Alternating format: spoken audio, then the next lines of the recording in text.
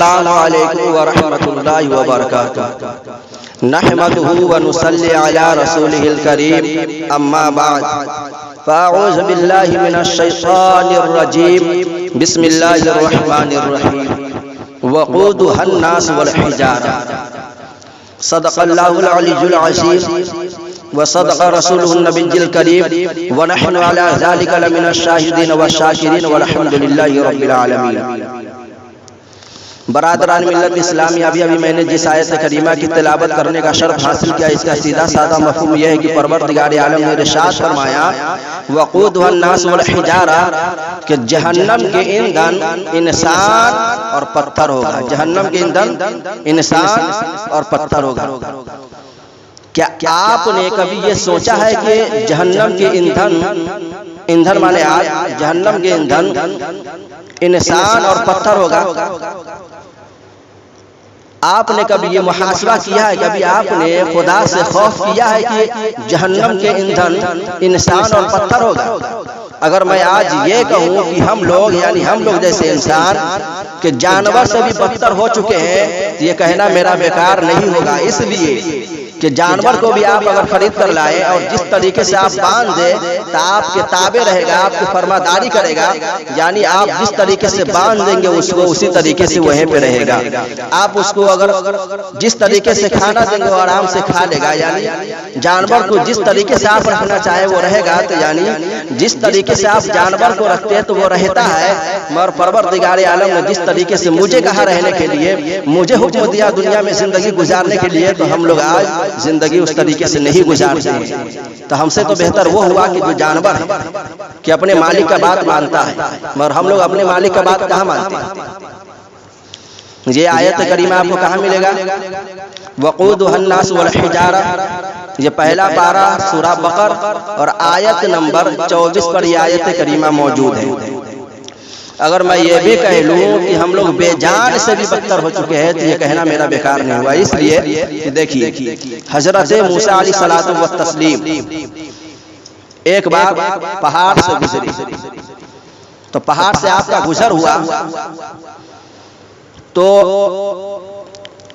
एकदम फूट फूट कर रोने की आवाज आ रही थी, बहुत दर्दनाक तरीके से फूट फूट कर।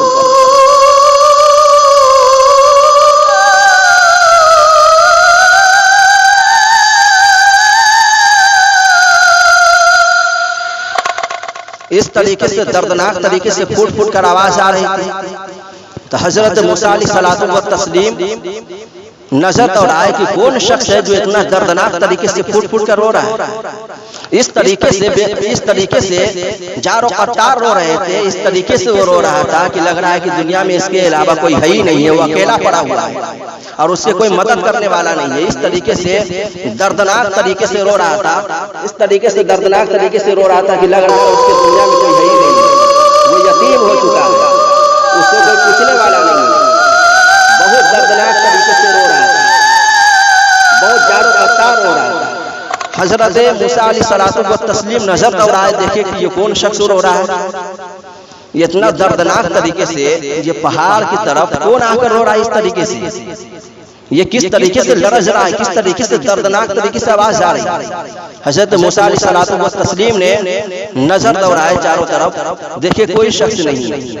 तो आवाज सुनते हुए हजरत मूसा अलैहिस्सलाम उसकी तरफ गए जो रो रहा था कि इस कदर दर्दनाक तरीके से कौन शख्स जो रो रहा है। तो नजर दौड़ाए तो कोई शख्स नहीं था, मगर आवाज सुनते सुनते गए तो एक पत्थर के पास पहुंचे, तो वो पत्थर जो है दर्दनाक तरीके से रो रहा था और इस तरीके से रो रहा था कि लग रहा था दुनिया में उसके कोई है ही नहीं, यतीम हो चुका है, एकदम परेशान, यानी एकदम खौफ से जारो कतार रो रहा था। तो हजरत मूसा अलैहिस्सलातु व तस्लीम ने इरशाद फरमाया कि ये पत्थर न तू खाता है, न पीता है, और न तू इधर से उधर चलता है, और नहीं तुम्हारे पास अक्ल सलीम है, तू बेजान है, फिर भी इस तरीके से दर्दनाक तरीके से क्यों रो रहा है? क्यों रो रहा है इस तरीके से दर्दनाक तरीके से? तो हजरत मूसा अलैहिस्सलातु व तस्लीम से वो पत्थर अर्ज करते हैं मूसा अलैहिस्सलाम के हम खाते नहीं है, हम पीते नहीं है, हमारे पास अक्ल सलीम नहीं है, मगर ए अल्लाह के नबी, ए हजरत मूसा अलैहिस्सलाम, जब से मैंने वो खुदा की आयत सुना तब से मुझे होश नहीं है। मैं उसी दिन से फूट फूट कर और दर्दनाक तरीके से रो रहा हूँ। जब से मैंने वो आयत करीमा सुनी है, जब से मैंने वो आयत करीमा सुनी है तो फूट फूट कर और इस तरीके से दर्दनाक तरीके से मैं रो रहा हूँ।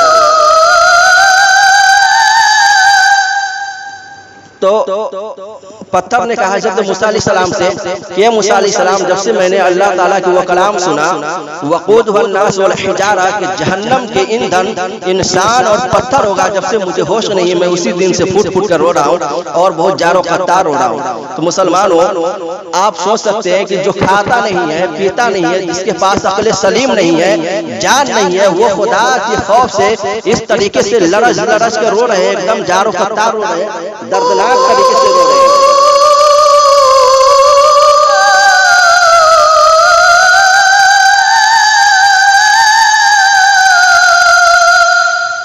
तो दर्दनाक तरीके से इस तरीके से रो रहा है पत्थर, जिसमें जान नहीं है, खाता नहीं है, पीता नहीं है, तो वो खुदा के खौफ से लरज रहा है, डर रहा है। मगर आज हम खाते भी है, पीते भी है और हमारे पास अक्ल सलीम है, फिर भी हम आज अल्लाह से बेखौफ हो चुके हैं और अल्लाह से डरते नहीं है। किस चक्कर में हम लोग आज पड़े, क्या धूम मचा रचाया। दूसरी बात कि परवरदिगार आलम ने जिस तरीके से हुक्म दिया तो अल्लाह के ताबे है, उसी तरीके से वो मुकर्रर है। जैसे आप मिसाल कि जमीन को परवरदिगार आलम ने ये समंदर पर यानी पानी पे ठहराया और बोला इसी तरीके से कायम रहना, तो जमीन तस से मस नहीं होती है, बल्कि परवरदिगार आलम के हुक्म के मुताबिक इसी तरीके से ये कायम है, दायम है। जिस तरीके से आसमान को बेगर सुकून बेगर पाया के बिछा दिया और हुक्म फरमाया इसी तरीके से रहना, तो आसमान अल्लाह के फरमान के मुताबिक ताबे है और उसी तरीके से बिछा हुआ है, बेगर सुकून के खड़ा है। दरख्त को जिस तरीके से परवरदिगार आलम ने खड़ा करा दिया उस तरीके से वो खड़ा है। जानवर को जिस तरीके से इंसान के ताबे बना दिया तो वो ताबे है। पत्थर को जिस तरीके से जहां रख दिया, पहाड़ को जहां रख दिया वही मौजूद है। जिस तरीके से चांद को परवरदिगार आलम ने हुक्म दिया कि यहाँ से निकल के वहां जाना है, तो अल्लाह के फरमान के मुताबिक वो चांद वहां से निकल के वहां जाते हैं। इसी तरीके से सूरज को हुक्म दिया कि यहाँ से निकलकर वहां जाना है, तो सूरज भी अल्लाह के फरमान के मुताबिक यहाँ से निकलकर वहां जाते हैं। यानी चांद, सूरज, सितारे यानी दुनिया के हर जर्रे जर्रे की चीज जो है परवरदिगार आलम के ताबे है। और आप ये नोट कीजिए कि सारी चीज, दुनिया की पूरी चीज परवरदिगार आलम ने किसके लिए पैदा किया, किसके लिए पैदा किया? ये इंसानों के फायदे के लिए पैदा किया। जमीन बनाई तो आसमान के लिए, आसमान बनाया परवरदिगार आलम ने तो इंसान के लिए, जमीन बनाई तो इंसान के लिए, चांद बनाया तो इंसान के लिए, सूरज पैदा किया तो इंसान के लिए, सितारे बनाए थे इंसान के लिए। सारी चीज को परवरदिगार आलम ने इंसान के लिए बनाया और इंसान जाकर आज परवरदिगार आलम से बेखौफ हो चुका है और जाकर बहुत दूर हो चुका है परवरदिगार आलम से और नाफरमानी करता, नाशुक्री करता। जमीन को जिस तरह कायम किया वो कायम है, आसमान को किया वो कायम है, मगर इंसान आज एकदम नाशुक्रा बन चुका है अपने परवरदिगार आलम का और खुदा से बेखौफ हो चुका है। आप किस चक्कर में पड़े? खुदा से खौफ कीजिए, अल्लाह के वास्ते आप खुदा से खौफ कीजिए। हम लोग अपने दिल का मुहासबा करें। परवरदिगार आलम ने एक जगह और इरशाद फरमाया कि इन्नल इंसान लिरब्बिही लकनूत, कि बेशक इंसान अपने रब का जरूर नाशुक्र, जरूर नाशुक्र। तो देखिए यहाँ पे इन्ना जो है ये भी ताकीद है। एक ताकीद तो परवरदिगार आलम ने यहाँ पे किया इन्ना के जरिए, और एक ताकीद ये लामे ताकीद लिए रब्बिही में, ये लामे ताकीद यानी परवरदिगार आलम ने दो ताकीद करके इरशाद फरमाया कि इन्नल इंसान लिरब्बिही लकनूत, कि बेशक जरूर जरूर इंसान अपने रब का नाशुक्रा है, अपने रब का नाशुक्रा है। कि हर चीज, चिड़िया, चरिंदों, परिंद, हर चीज खुदा का शुक्र बजा लाता है, मगर जिसके लिए अल्लाह ताला ने कायनात को पैदा किया, जिसके लिए पैदा किया वही नाशुक्रा हो चुका है। तो हम लोग वो पत्थर जो जारो कतार रो रहे थे, खुदा के खौफ से लरज रहा था वो पत्थर। हम लोग उससे भी बेकार हो चुके कि नहीं? हम कितना खुदा से खौफ करते हैं, कितना डरते हैं खुदा से। इसीलिए तो परवरदिगार आलम ने इरशाद फरमाया, ये पहले नोट कर लीजिए, इन्नल इंसान लिरब्बिल लकनूद, आपको कहाँ मिलेगा? ये पारा नंबर 30 और सूरा आदियात और आयत नंबर ये 6 पर आपको जाकर ये आयत करीमा मिल जाएगा। जाइए और मुताला कीजिए। एक और मकाम पर परवरदिगार आलम ने इरशाद फरमाया, इन्नल इंसान लफी खुस्र। पहले तो कहा वल अस्र, ज़माने महबूब की कसम, ज़माने की कसम। एक तो कसम ये ज़माने की खाए परवरदिगार आलम, उसके बाद एक और ताकीद कर रहा है इन्नल इंसान, और ये इन्ना के जरिए ताकीद किया। फिर लफी खुस्र में लाम ये ताकीद के लिए है। तो परवरदिगार आलम इसमें तीन ताकीद करने के बाद फरमाता है कि इन्नल इंसान लफी खुस्र, कि बेशक इंसान, पहले तो जमाने कसम खाया वल अस्र, कि जमाने की कसम। फिर दो ताकीद इसमें कर रहा है कि इन्नल इंसान लफी खुस्र, कि बेशक इंसान जरूर नुकसान में है, घाटे में है, जरूर नुकसान में है। नुकसान में कैसे? आज खुदा से हम लोग बेखौफ हो चुके हैं। एक और मकाम पर परवरदिगार आलम ने इरशाद फरमाया, या अय्युहल इंसान मा गर्रक बिरब्बिकल करीम, या अय्युहल इंसान मा गर्रक बिरब्बिकल करीम। ऐ इंसान, तुमको किस चीज ने अपने करीम रब से धोखे में डाल दिया? तुमको किस चीज ने अपने करीम रब से भुला दिया, धोखे में डाल दिया, अलग कर दिया? यह आयत करीमा आपको कहाँ मिलेगा? ये पारा नंबर 30 और सूरह इंफितार और आयत नंबर ये आपको 6 पर मिल जाएंगे। या अय्युहल इंसान मा गर्रक बिरब्बिकल करीम, क्या इंसान तुमको किस चीज ने अपने करीम रब से धोखे में डाल दिया, अलग कर दिया? आज हम लोग इंतजारे में रहते हैं कि कल से नमाज पढ़ेंगे, परसों से कल पढ़ेंगे, कल से खुदा की खौफ करेंगे। इस तरीके से यानी हम लोग जो है इंतजार में, आरजू में ही करते करते जिंदगी कट जाती है। एक शेर सुनिए, किसी शायर ने बहुत प्यारे अंदाज में फरमाते हैं कि उम्र दराज मांग कर लाए थे 4 दिन, उम्र दराज मांग कर लाए थे 4 दिन, उम्र दराज मांग कर लाए थे 4 दिन। अरे 2 आरज़ू में कट गए, 2 आरज़ू में कट गए, 2 इंतजार में। उम्र दराज मांग कर लाए थे 4 दिन, 2 आरज़ू में कट गए, 2 इंतजार में। कभी आरज़ू कर रहे हैं कि कल से नमाज पढ़ेंगे, परसों से पढ़ेंगे, ये इंतजार करते करते ये हफ्ता आएगा, ये हफ्ता आएगा, इस तरीके से जिंदगी खत्म हो जाती है और खुदा से बेखौफ होकर इंसान दुनिया से चला जाता है। आप कुरान पढ़िए, अपने बच्चों को पढ़ाइए, समझिए कुरान, तब बात समझ में आएगी कि खुदा क्या है और खुदा के फरमादारी किस तरीके से करना है, उसके हुक्म को किस तरीके से मानना है। आप कुरान और हदीस का मुताला कीजिए, पढ़िए, खुद पढ़िए और अपने बच्चे को भी आलिम दीन बनाइए। आज करते क्या है कि मख्तम में भेज देते हैं और नाजरा पढ़ लेता है, एक बार खत्म कर लेता है, तो कहते हैं कि हमारे बच्चे हैं ना, आज एक कुरान खत्म कर लिया, नाजरा पढ़। कोई कहता है हमारे बच्चे 2 कुरान खत्म किया, कोई कहता है हमें 5 कुरान खत्म किया। अरे आपने कुरान खत्म किया, आपने खाक समझा है, समझा क्या है कुरान शरीफ? ये कुरान शरीफ किस लिए नाजिल किया गया आपको पता है? कुरान शरीफ को हम लोग कहाँ कहाँ इस्तेमाल करते हैं? जब कोई मर जाए तो उठा कर लाते हैं, चलो कुरान खानी किया जाए। जब शैतान पकड़ता है तो कुरान उठा कर लाते हैं, लाओ कुरान भगाओ शैतान। ये चक्कर में पड़े हुए।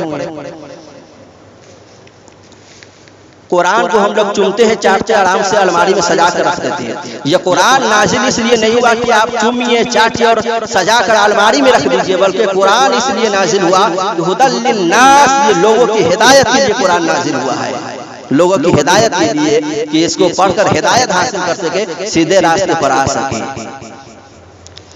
तूने तो कुरान से मरना सीखा, तूने तो कुरान से मरना सीखा है, हालांकि कुरान तो जिंदगी, कुरान से तो जिंदगी मिलती है।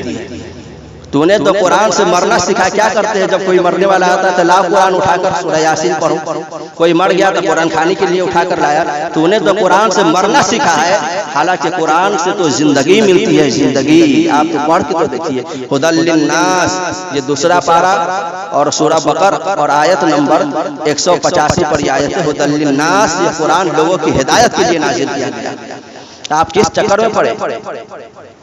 ये तो ऐसा ही हुआ कि एक ज़ईफ़ा थी, और ये ज़ईफ़ा वो बूढ़ी जो थी तो उसका बेटा एक था, वो विदेश गया था कमाने, तो वो काम करता था और हर महीने अपने माँ के लिए, वो ज़ईफ़ा माँ के लिए चेक भेज दिया करता था उसका बेटा।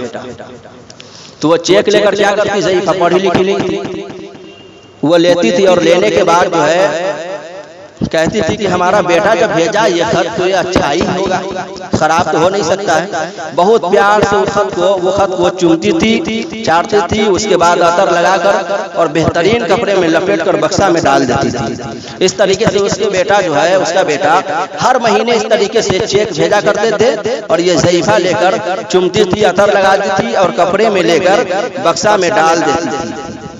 एक रोज ऐसा हुआ कि वो ज़ईफ़ा का इंतकाल हो गया। लोग सब आए, उसका बक्सा देखे तो देख रहे कि ढेर सारा चेक पड़ा हुआ। तो बहुत अफसोस किए, सब अफसोस किए कि बताइए ये चेक था, इससे ये ज़ईफ़ा अपना फायदा उठा सकती थी, ये जिंदगी चला सकती थी, फायदा उठा सकती थी, मगर ये चूमती चाटती थी और सजा कर रख देती थी, इससे फायदा कुछ नहीं उठा पाए। तो मुसलमानों, यही हाल हम लोग का हो चुका है कि परवरदिगार आलम ने कुरान को नाज़िल किया हुदल लिन्नास, लोगों की हिदायत के लिए, लोगों के फायदा उठाने के लिए। आज हम क्या करते हैं, कुरान को चुनते हैं, चाटते हैं और जिल्द में लेकर, जिल्द में बंद करके अलमारी में रख देते हैं, और कुरान को इसी तरीके से चुनते चाटते और ये कहते हैं कि ये खुदा का कलाम तो पाक है, ये खुदा का कुरान शरीफ जो है ये बहुत बेहतरीन किताब है, आसमानी किताब है, ये खुदा का किताब है। तो खुदा के किताब समझकर हम लोग आज चुनते हैं, चाटते हैं और अलमारी में बंद करके रख देते हैं। याद रखो मुसलमानों, ये कुरान जो आया है चुमने चाटने के लिए, कुरान खानी करने के लिए नाज़िल नहीं किया गया, बल्कि हुदल लिन्नास, ये लोगों की हिदायत के लिए नाज़िल किया गया है, ये लोगों की हिदायत के लिए। आप किस चक्कर में पड़े? बस तकरीर लंबी हो जाएगी, मैं अपनी गुफ्तगू को ख़त्म कर रहा हूँ यहीं पे। इंशाअल्लाह इससे आगे जो है कल वाली वीडियो में बयान कर दूँगा। परवरदिगार आलम, आज की तकरीर में मुझसे किसी भी तरीके से बोलने में आमदन खतन सहवन गलती हो गई हो, ताक़ा अलैहिस्सलातु व तस्लीम के सदक़े में मौला ताला हमें माफ़ अता फरमा। बिलख़ुसूस मौला ताला इस तकरीर पर सबसे पहले मुझे अमल करने की तौफ़ीक़ अता फरमा, और बिलख़ुसूस मौला ताला खुदा से खौफ करने की तौफ़ीक़ अता फरमा। बिलख़ुसूस मौला ताला इस तकरीर पे सबसे पहले मुझे अमल करने की तौफ़ीक़ अता फरमा, फिर तमाम मोमिनीन मोमिनात को इस तकरीर पे अमल करने की तौफ़ीक़ अता फरमा। अल्लाह के वास्ते आप लोग ये तकरीर को सुनिए, समझिए और दूसरों तक शेयर भी कीजिए अपने भाई के लिए, ताकि हो सके कि किसी को अगर ये तकरीर दिल में बैठ जाए, खुदा का खौफ हो जाए, तो मेरा जो ये मेहनत है कामयाब हो जाएगा।